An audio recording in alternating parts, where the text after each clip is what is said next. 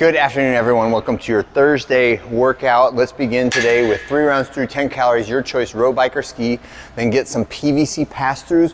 As we do these pass-throughs, make sure that you're feeling a stretch in the pec and the shoulder muscles and not bending the elbows and just kind of reaching the PVC pipe behind your body. This position doesn't really do much for my shoulders, whereas this position does a ton for my shoulders. So try to really shrug up, elbows straight, and reach behind your body. Even if you kind of get stuck like right here, it's still a good stretch, even if you can't get all the way back around behind you, okay?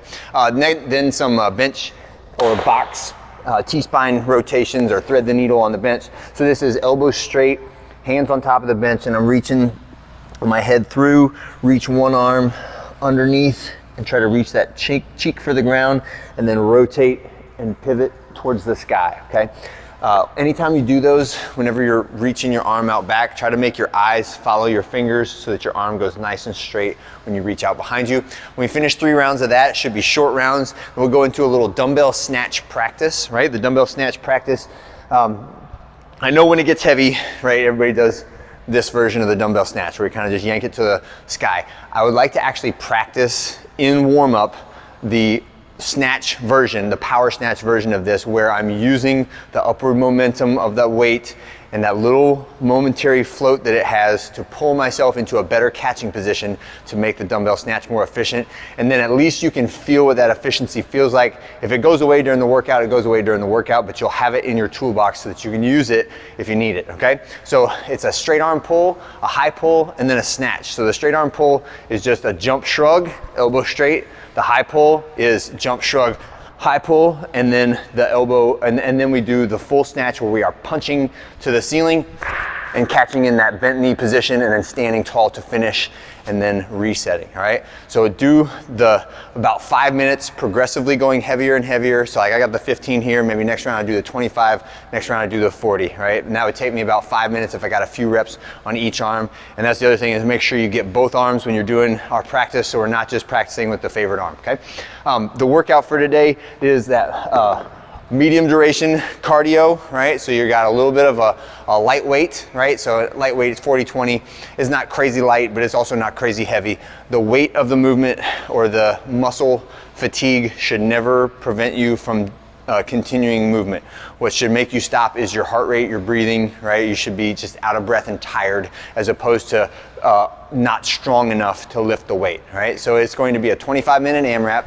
You're gonna do 10 dumbbell snatches on each arm, alternating hands, right? So that means the dumbbell touches the ground, do my snatch. On the way down, I'm switching to the opposite arm, touching the ground again, dumbbell snatch. So it's a simple ground to overhead movement with the legs driving the majority of the momentum there. After I do my 20 dumbbell snatches, go outside for a 400-meter run, then come back in, weighted lunge. So I pick my dumbbell back up, same weight that I'm using for my snatches, and I'm doing 20 weighted lunges, right? So walking with that dumbbell, however you want to hold it is fine. I like the goblet position where you can just hang it out of one hand and do it that way. And then a 40 or 30 calorie bike. And that is 1 round. We're just gonna repeat rounds and reps. Today we're gonna score the run as 1 rep, right? Just so everybody's on the same playing field. When you're done with that, have the option for some lower extremity extra credit. I have a list in SugarWOD. This is my entire hit list of all the things that I try to do personally on a weekly basis in order to bulletproof from the knees down, right?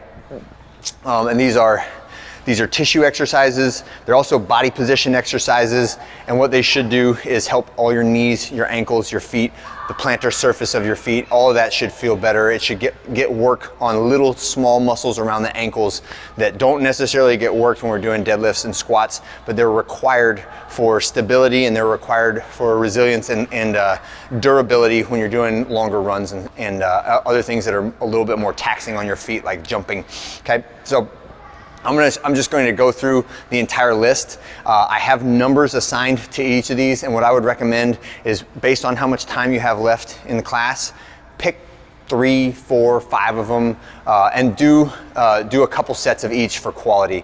And if you have some that you've never done before, maybe try those out, see how you like it. If you have some that you know work really well, definitely hit those, okay? So front foot elevated split squat is one of my ones, I've got my elevated plate, right? And now I'm driving my knee as far forward of my toe on that front leg without letting my heel come off of the plate, and then pushing up and backwards. So this is a downward diagonal, upward diagonal movement, and then you can use a weight, hold a weight in your hands if you want to. Next one is a slow eccentric calf raise. So you can use that same plate if you want to, hold a weight in your hand, push up, and then I pick one foot up and go slow with one leg all the way to the ground. Use 2 feet to push up, slow with 1 foot all the way until my heel touches the ground, right? That is our slow eccentric calf raise. Next one is foot invert evert cycles. And actually I'll do my barefoot ones all at the same time if I was gonna do it. So invert and evert is the blades of my foot and then the insides of my foot, and try to keep your knees straight when you do this. Try to flex all the muscles in your feet when you're doing it, and we're just rolling to the inside, rolling to the outside, totally stationary when I do that one. Next one is a heel tap, right? So I can be standing on top of the plate. Again, slowly reach down, just barely tap that heel to the ground, and then squeeze and extend the leg.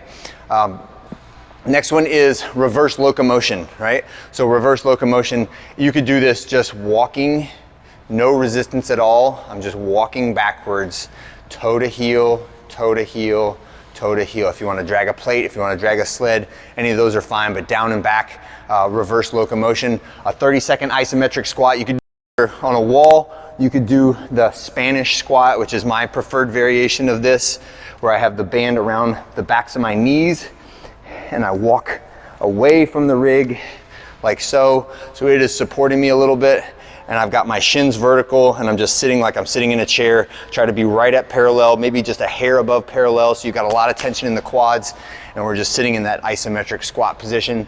Another one is big toe, little toe lifts, and toe spreads, right? That's like trying to get my toes as far apart from each other as possible. The little toe, big toe lifts is exactly what it sounds like, where I'm just pushing my big toe into the ground and raising my little toes, and then pushing my little toes into the ground and raising my big toes. And if you do it like me, it makes my feet want to cramp every time I do it, even though I practice it all the time. So it just tells me I need to work those muscles more. If I do a little bit of flexing and they start to cramp, that means probably they're deconditioned, or I haven't had enough of my salts for today, okay? Those are the lists. Feel free to mix and match as you desire. If there's another one that's not on that list that you want to add, this would be a great time to do them, okay? That's it for this Thursday. Hope you guys have a great one. I'll see you on Friday.